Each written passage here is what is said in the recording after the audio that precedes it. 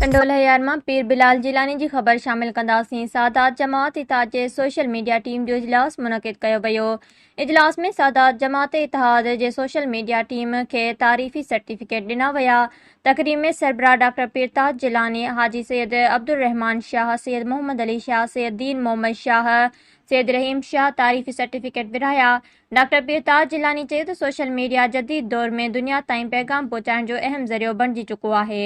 सादात जमात इत्तेहाद जे मंशूर ते अमल कंदे हिक ॿिए सां राब्ते करे अवाम खे हुनजो पैगाम पहुचायो त जीअं हिकु सुठो मुआशिरो पैदा थिए।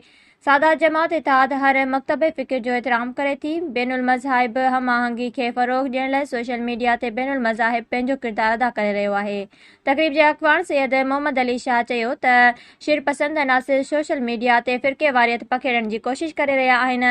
सादात जमात इत्तेहाद जे सोशल मीडिया टीम खे अहिड़नि अंसरनि खे केफ़र किरदार ताईं पहुचाइणु घुरिजे ऐं मुहर्रम जे महीने में अहिड़नि शिरपसंदनि जे क़ानून लागू कंदड़ इदारनि खे इतलाह ॾियनि। पाकिस्तान असां सभिनी जो वतन आहे ऐं असां सभिनी खे उन जी हिफ़ाज़त करणी आहे। उन मौक़े ते अॻवान सैयद अब्दुल रहमान शाह चयो त सादात जमात इत्तेहाद हर बिरादरी सां सुठा लाॻापा चाहे थी ऐं हर ॿोली ॻाल्हाईंदड़नि जो एहतराम करे थी।